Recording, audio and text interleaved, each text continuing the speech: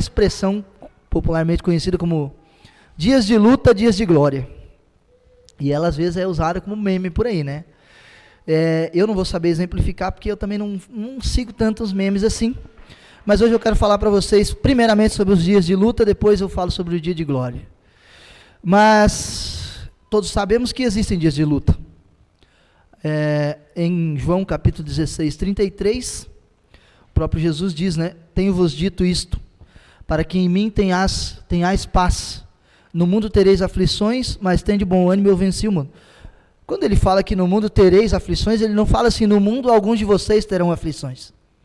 No mundo, em alguns momentos, talvez vocês terão aflições. Não, ele está dizendo, tereis aflições. E ele está dizendo isso para todos os que estavam ouvindo. E, obviamente, para todos os que estão lendo também. Todos terão aflições. Principalmente para aqueles que escolhem seguir o caminho da salvação. Mas é interessante, meus queridos, que nós temos a falsa ilusão de que para os que não seguem o caminho da salvação, não tem aflição. Cara, eu acho que uma aflição sem esperança é bem pior. Então nós temos uma aflição esperançosa. Existe uma lenda por aí, quem é pregador aqui talvez já usou essa lenda no sermão, falo por mim que eu também já fiz isso. A lenda de que existe 366, né? Vezes na Bíblia a expressão não temas. É só uma lenda, tá, queridos? Não tem. A expressão não temas na Bíblia, se você usar a sua criatividade e pegar expressões parecidas e juntar todas elas, ainda não vai chegar a 150. Porque a gente dizia isso, né, para dizer que tinha um não temas para cada dia do ano. Mas isso não é verdade. Mas não importa se é verdade ou não, por quê? Porque se é Deus que está dizendo não temas, vale para qualquer dia, né? Deus não fala, Deus não tem um conforto só para determinado dia do ano. Se fosse do mês, talvez até teria um não temas para cada dia. Mas a questão é, a proteção divina, ela existe. Por quê? Porque no mundo tereis aflições. Se você for viver no mundo de aflição e não ter alguém que te cuide, te ajude, nós sabemos que sem Deus as aflições do mundo iam nos destruir. Nós não somos capazes de superar essas coisas que a gente acha que supera por conta própria. Às vezes a gente tem a ilusão de que eu superei determinado problema. Eu não superei nada, Deus superou para mim. Ele que me ajudou. Quando ele fala não temas, não é porque eu vou ser capaz de resolver meus problemas. É porque ele vai me ajudar. Quando ele fala não temas, é porque eu já devia estar desesperado. Aí ele fala, não temas, fica tranquilo, eu vou dar uma mãozinha. E é interessante que cada não temas que tem na Bíblia, os que tem, né? Não os 366 que não tem, mas os que tem, cada não temas vem com algum problema que Deus precisa resolver. Por que você vai dizer para alguém não ter medo se não tiver o que ter medo? Então quando ele fala não temas, é porque tem. Então eu separei aqui 3 deles, para dar uma analisada, né? Porque também não ia pegar todos eles, apesar de não serem aquele número exorbitante, mas, por exemplo, Isaías 41, verso 13, diz assim, porque eu, o Senhor teu Deus, te tomo pela tua mão direita e te digo, não temas, eu te ajudo. Não temas, eu te ajudo. Quem precisa, se você está ajudando é porque alguém precisa de ajuda. Inclusive eu sou uma pessoa chata com tal de ajuda. Como todo ser humano, às vezes a gente não pede ajuda, né? Às vezes a gente se é orgulhoso, alguma coisa assim, a gente fica quieto e não pede ajuda. Mas tem coisas que eu não quero ajuda. E eu não gosto quando alguém me ajuda naquilo que eu não quero ajuda. Sabe quando você faz um projeto totalmente seu? E você fala, esse projeto é meu, então eu não quero ajuda. Por mais que alguém goste desse projeto, faça o seu projeto. Né? E a gente se incomoda quando alguém ajuda, porque você fala, cara, mas para ser ajudado precisa pedir ajuda, não pedir nada. E é interessante que Deus, por mais que Ele nos ame maravilhosamente, inexplicavelmente, eu imagino que é necessário pedir ajuda divina também. Eis que estou à porta e bato, se alguém abrir a porta. Eis que estou à porta e bato, se não abrir a porta eu arrombo. Não é assim. Então nós precisamos abrir essa porta, até a porta da ajuda. Às vezes você não pede ajuda, às vezes eu não peço ajuda para Deus, e eu preciso pedir. Não temas, eu te ajudo. Não temas, eu te ajudo. Ele está falando isso aqui. Isso é uma garantia de que se eu pedir, eu não tenho que temer porque ele vai me ajudar. Tem uma música, né, que fala, não há o que temer, contigo eu estou. Mas é sobre autorização nossa. Esse é o grande problema dos não temas de Deus. É que invariavelmente o ser humano não procura Deus. Se alguém precisa de ajuda, é porque provavelmente ele está enfrentando uma situação que não consegue resolver sozinho. Gênesis capítulo 50, verso 21. Agora, pois, não temais. Veja que aqui não é não temas, é não temais. Já é uma expressão um pouquinho diferente. Eu vos sustentarei a vós e a vossos filhos. Assim os consolou. E falou segundo o coração deles. Vos sustentarei. O que é sustentar? Se você está saciado, não tem fome nenhuma, tem alimento, você precisa ser sustentado? Quem aqui já colocou no perfil do Facebook, seja lá da rede social antiga, do Orkut, né? Que trabalhava na VASP. Os vagabundos sustentados pelos pais. Meus queridos, pessoas que precisam ser sustentadas são as pessoas que não conseguem prover a si mesmo. Então Deus está dizendo, não temas, eu vos sustentarei. Não vagabundo sustentado pelos pais, tá? Porque, primeiro que mesmo que você seja sustentado pelo pai, não precisa ser vagabundo. Pode ser uma pessoa decente. Mas, aqui quando fala não temas, diz que tem um problema. Problema de não se sustentar. Anteriormente, o problema era algum problema que precisava ser ajudado. Então, toda vez que tem um não temas, tem um problema. Isso quer dizer o quê? A obviedade pura e simples. Problemas existem. E problemas existem para todos. E o cristão enfrenta problemas até em âmbitos que ele não imaginaria. Por exemplo, problemas na vida espiritual, na contramão do mundo. Já tentou nadar num rio na contramão? Irmão, dá para nadar no rio Uruguai assim de boas? Não é tão simples, né? Mas eu lembro de um rio pequeno, pequeno não, mas menor, bem menor que o rio Uruguai, que tinha lá em casa, no sítio. E quando ele enchia, a correnteza ficava forte. Porque por não ser um rio tão grande, então ele tinha um pouco mais de corredeira, né? E era complicado nadar contra a corrente. Então talvez você precisasse de ajuda, mas aí Deus fala, não temas, eu te ajudo. Então significa que você tem um problema. Josué 1, verso 9 diz, não te mandei eu, esforça-te, tem bom ânimo, não temas, nem te espantes, porque o Senhor teu Deus é contigo por onde quer que andares. Então, não te mandei eu, vá por aquele caminho, não temas que eu vou te ajudar. Por que vai te ajudar? Porque nesse caminho tem problema, porque nesse caminho tem dificuldade. E é interessante, meus queridos, que a vida confortável que nós temos, às vezes nos engana, dizendo que nós não temos problemas. Às vezes a vida fala para nós, não, você está confortável, seu sofá e sua Netflix são maravilhosos, fique aí, não se mexa, em time que está ganhando não se mexe. Meus queridos, quando estiver muito tranquilo, é aí que vem a famosa repentina destruição. Quando tudo está muito bem, desconfie. Se a tua prova de matemática foi muito fácil, você errou tudo. Você não viu os perigos que tinham perto de você. E uma frase que minha mãe sempre dizia, normalmente após uma caminhada, não uma caminhada de exercício físico, tá, queridos? Uma caminhada de um lugar para o outro levando suprimentos. Caminhada de 18 quilômetros. No meio dela, minha mãe dizia, meu filho, não reclame. Tem muita gente pior que você. Tem muita gente sofrendo muito mais. E eu enfrentei algumas dificuldades, e algumas delas, com o passar do tempo, me fizeram entender um pouco do que os outros sentem ao passar por dificuldades. Por exemplo, eu era uma pessoa que tinha aquele famoso preconceito cristão, né? O preconceito de que pessoas que têm doenças da mente têm falta de fé. E eu comecei a entender que, caramba, não há fé que resolva se você estiver passando por algumas dificuldades. Não é uma questão de fé. Dor de cabeça, ansiedade, estresse, essas coisas existem. E você não está livre disso. Hoje em dia é uma das coisas que eu mais tenho medo. Por quê? Porque uma das coisas que me faz continuar é a minha mente me coordenando. E se um dia eu não tiver controle sobre ela, aí eu tenho medo.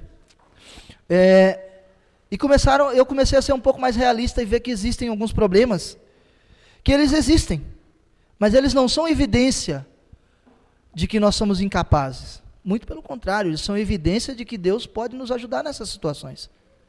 Às vezes a gente pensa assim, fulano não tem problema, a vida dele está perfeita. Às vezes ele não tem os mesmos problemas que você, e às vezes a gente acha que só os nossos problemas são problemas. Então se o outro não tem o mesmo problema que eu, ele não tem problema. Né? Às vezes a gente acha que só as minhas dificuldades se importam. Eu penso isso. E eu estava passando por algumas dificuldades, e no horário de almoço, eu falei para a Karine, pensa que muitas pessoas, não poucas, têm muito mais problema que eu. Os problemas que eu tenho, cara, praticamente eu acho que eu já sei que Deus resolveu, e eu só preciso esperar o tempo passar. Mas tem gente que o problema que ela tem é esse problema aqui de Gênesis 50, 21. Se renova todas as manhãs, né? As misericórdias do Senhor também se renovam todas as manhãs, graças a Deus. Mas, por exemplo, na África tem gente que o problema se renova a cada 6 horas. Tirando a noite, né? Que durante a noite você não sente fome, durante o sono. Mas a cada 6 horas durante o dia o problema se renova. Então, tem pessoas... o meu dilema é o que eu vou comer. Tem gente que o dilema é se eu vou comer. E a gente passa o tempo todo reclamando, considerando os nossos problemas maiores que os das outras pessoas. Meus queridos, saber que tem problema é uma coisa muito boa, porque você só busca solução quando sabe que tem um problema. E o grande problema da vida espiritual é achar que não tem problema, porque na vida espiritual só existe uma solução, e essa solução ela é abstrata, talvez, invisível, e esse invisível a gente acha que não deve buscar, o que não está nos ouvindo, a gente acha que esse invisível não se importa conosco, e a gente não busca. Isso não quer dizer que a gente tem que ficar olhando a nossa vida sempre do ponto de vista negativo. Eu sou uma pessoa problemática, preciso de Deus. Passar o tempo todo chorando na presença de Deus, apesar que chorar na presença de Deus é bem melhor que na presença dos seres humanos. Mas é melhor um pessimista confiante em Deus, porque esse pessimista, ao mesmo tempo que ele vê problema em muitos lugares, ele se alegra na dependência divina, do que ser um otimista que crê não ser necessário buscar a Deus. Ser aquela pessoa que fala, cara, como aquela pessoa de Apocalipse, né, que fala, é Apocalipse 3,17, estou rico e abastado, não preciso de mais nada, de coisa alguma. Mas o próprio Apocalipse devolve a provocação e diz, nem sabes que tu és infeliz? Sim, miserável, pobre, cego e nu. Aqui, só nesse miserável, pobre, cego e nu, Deus já mostrou, nem o que você come é seu. Se eu não der, se eu não te sustentar, porque tem gente que pensa que Deus só vai sustentar quando você tiver fome. Calma, amigo, você não tem fome porque Ele está sustentando. Não é só a pessoa que está lá na África, né, que precisa de alimento. Nós que estamos comendo precisamos, só que como a gente sempre tem, a barriga não ronca, né? Do ponto de vista espiritual também, nós nunca estamos seguros. Porque a pior coisa que pode acontecer com um cristão é se sentir seguro. É sentir que não precisa. É sentir que o frio na barriga não precisa mais, que está tudo muito confortável. Isso é uma coisa que nós temos, pessoas que têm muito tempo na igreja têm esse ponto fraco. O ponto fraco de achar que já se acostumou com tudo, que toda verdade é óbvia, que toda experiência é mais uma vez. Queridos, pregar, cantar, estudar, orar. Estamos diante do Rei do Universo e às vezes a gente nem se emociona. A gente chega diante de Deus e faz igual a gente chega nos colegas de escola, às vezes dá um soco. Não, cara, não é por aí. Não existe segurança na vida espiritual. Quando estiver muito seguro, Satanás está pronto para te derrubar. Por quê? Porque a segurança é o nosso erro. Hoje eu me sinto um não pecador. Então, talvez tu também, nesse dia, não seja um cristão. E é interessante que olhar para nossas debilidades não é para nós pararmos de fazer as nossas coisas, dizer eu não sou digno de fazer. Quanto mais pecador você for, ou eu for, mais eu sou um vaso para Deus usar. Afinal de contas, para que ficar moldando vaso perfeito? Deus não trabalha com vasos perfeitos, Ele trabalha com vasos quebrados. Então, nós nunca podemos também dizer que nós não somos dignos de fazer as coisas.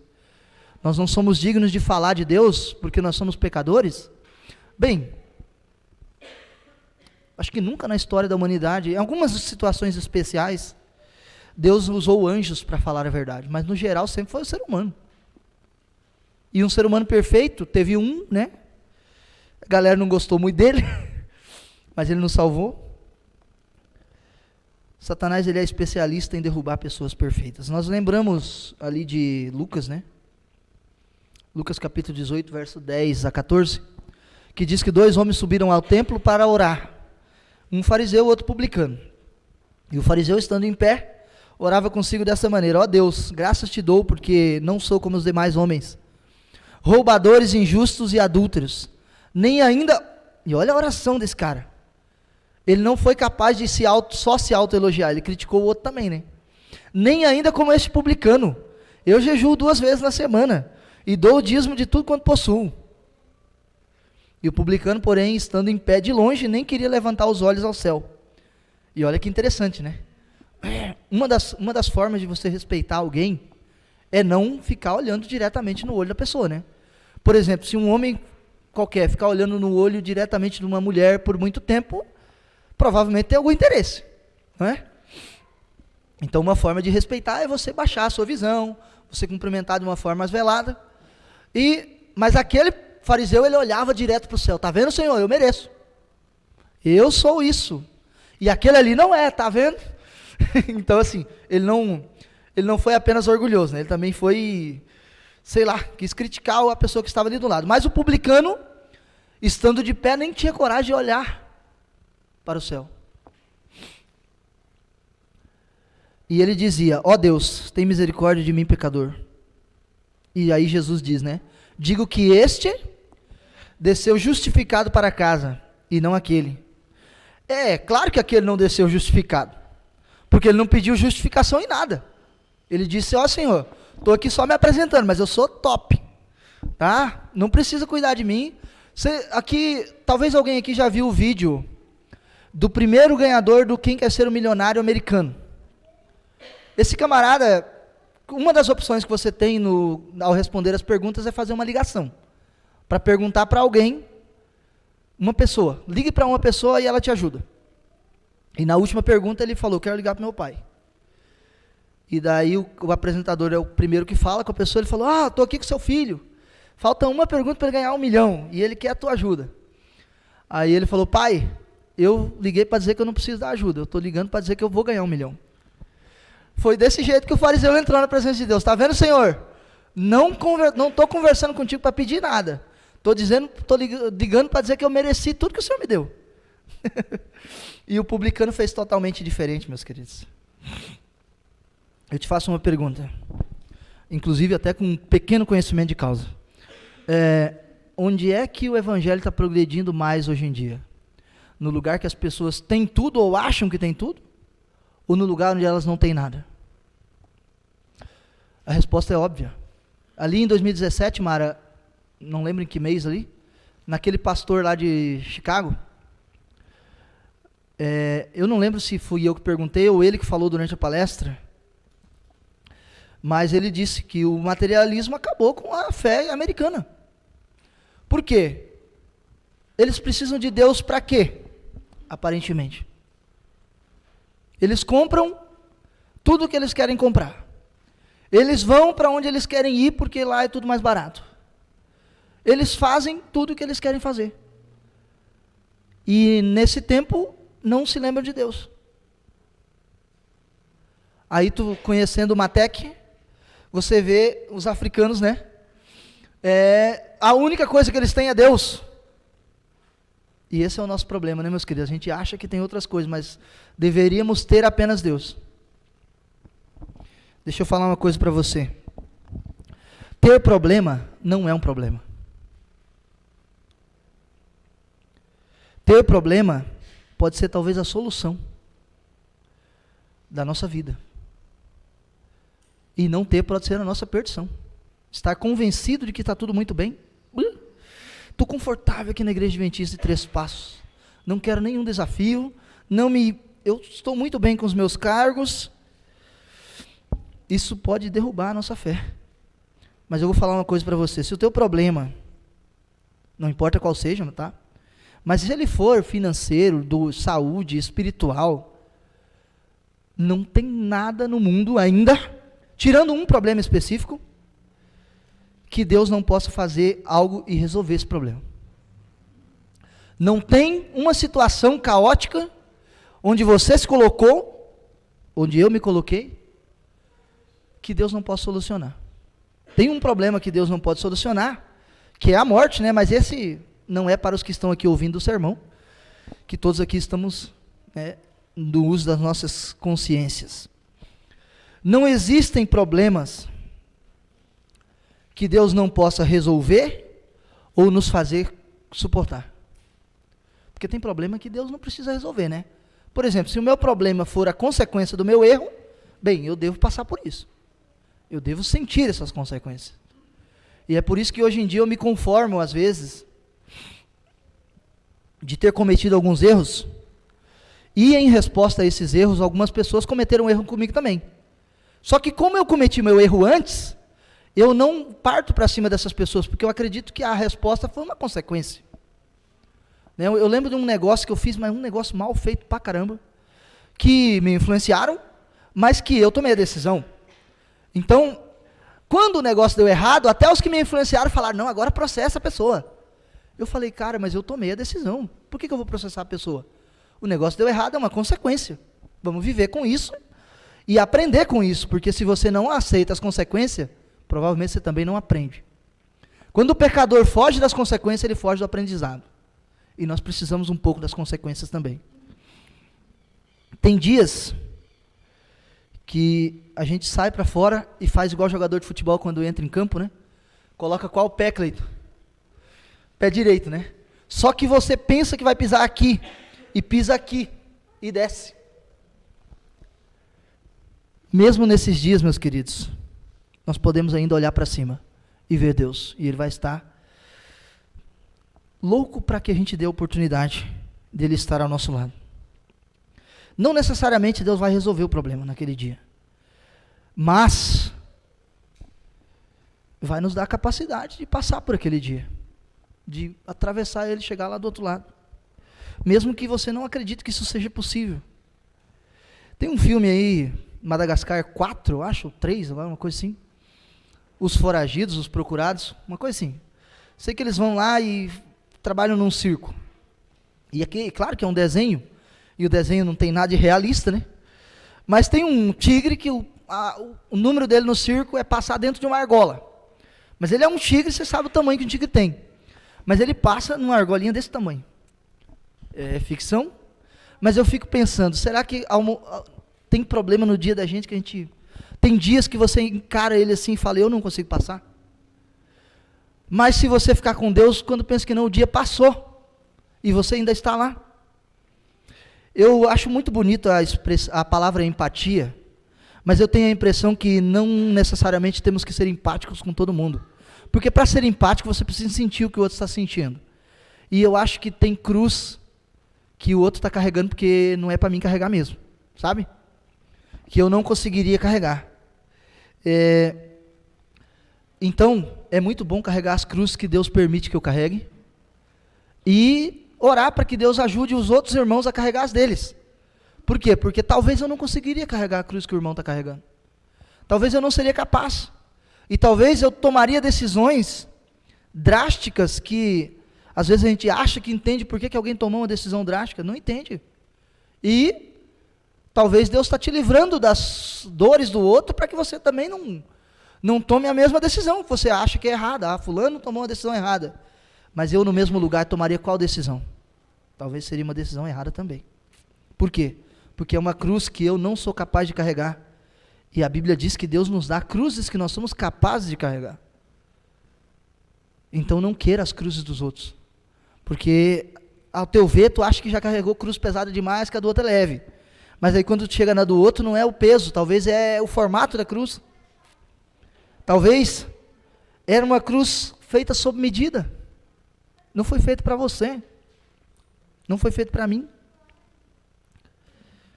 Uma das coisas que os problemas mais prejudicam na vida espiritual é a estabilidade.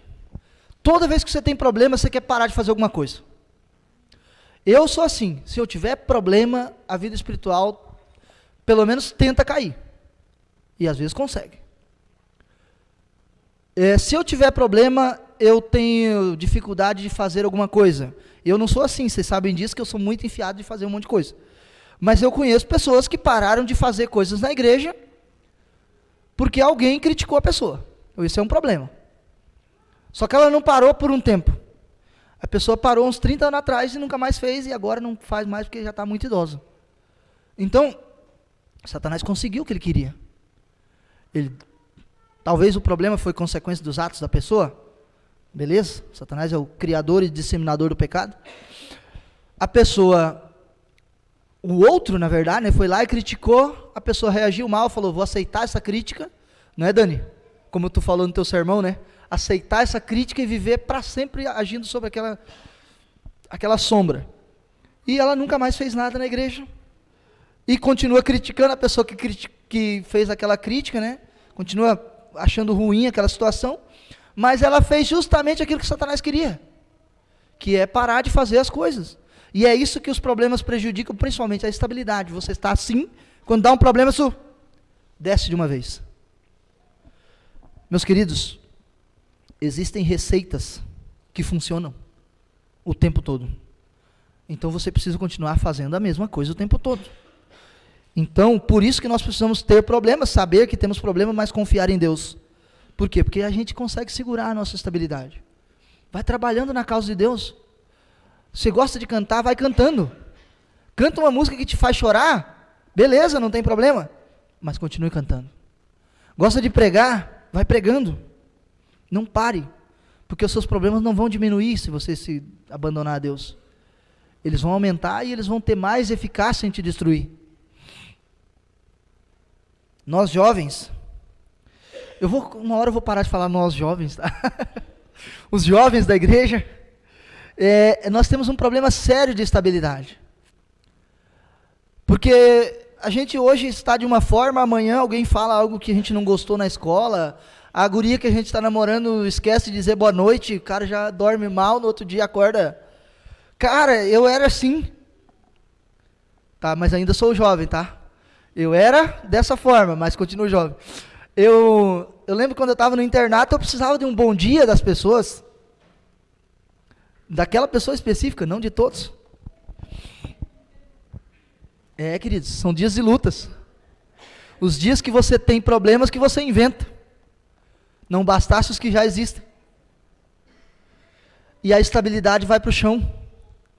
Graças a Deus, naquela época eu trabalhava com coisas muito físicas, né? Então, acabava não derrubando a produtividade, que era só pegar o trator e sair dirigindo, sei lá. Mas, as coisas da mente, elas afetam o nosso rendimento, a nossa agilidade. E, principalmente quando isso depende da própria mente para continuar, né? E na vida espiritual é isso. Na mente da pessoa, ela tem que fazer um bom trabalho aqui na igreja. Ela tem que se preparar. Ela tem que dedicar algumas horas. Se a pessoa vai pregar, ela tem que escrever o seu sermão. E a estabilidade que ela precisa. Se não tiver, ela esquece que tem que fazer aquilo. Ou ela lembra, mas fala, vou fazer depois. Ou ela lembra e fala, eu acho que eu não vou conseguir, eu estou muito mal. E pede para outra pessoa fazer. Meus queridos, Deus te chama para fazer aquilo que você é capaz de fazer. Então não dê para outra pessoa, mantenha a sua estabilidade. É interessante que os problemas de saúde, por exemplo, eles realmente, às vezes, eles nos limitam de uma forma que não tem o que fazer.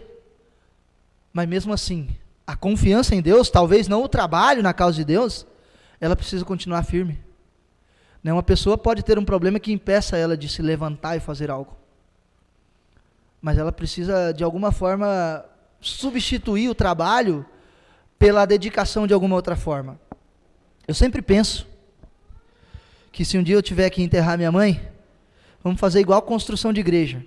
Vamos pegar uma Bíblia e colocar no caixão, né? Vai ser tipo uma Bíblia que coloca na pedra fundamental da igreja. Porque eu acho que se ela ficar de cama um dia, como hoje ela já está deveras limitada, né? Ela vai querer colocar umas quantas Bíblias, por quê? Porque ela fala, não consigo ir na igreja agora, vou ficar lendo esse negócio, vou ficar aprendendo. Por quê? Porque ela acredita que tem que estar o tempo todo na presença de Deus. Ou trabalhando, ou estudando, ou aprendendo.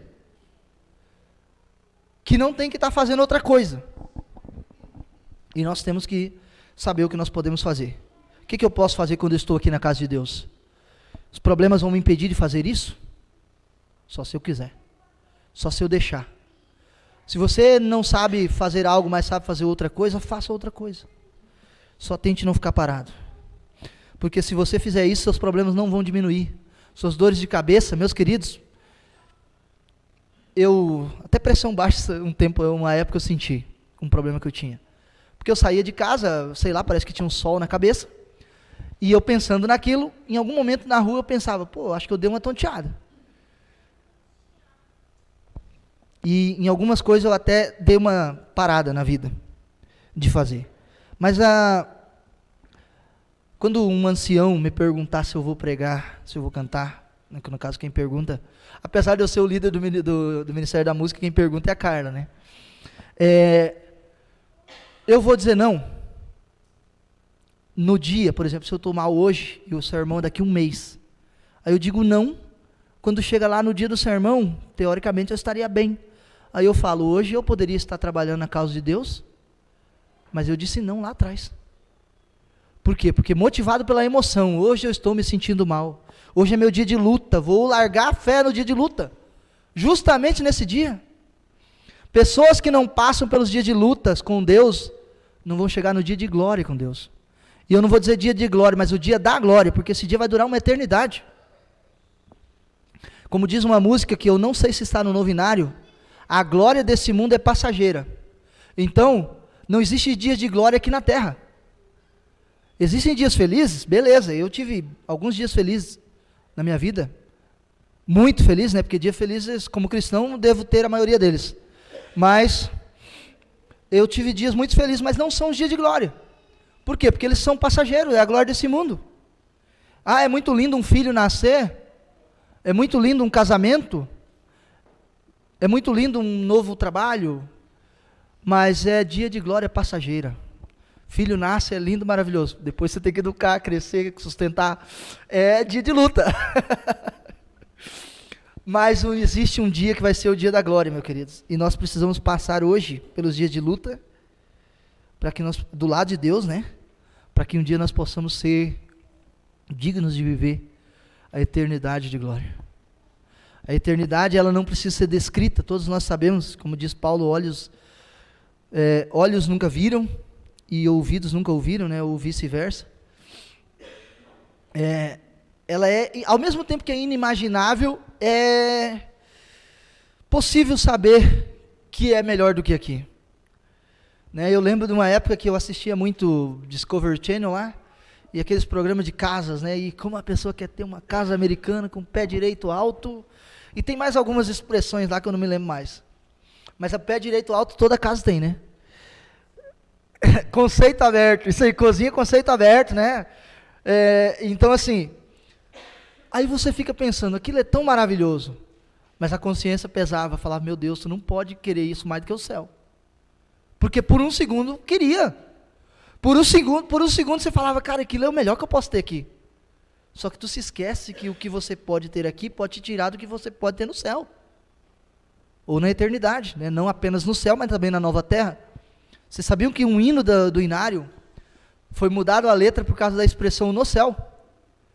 Porque o hino dizia que nós viveríamos para sempre com Jesus no céu, mas não é no céu para sempre, né? Também tem a nova terra.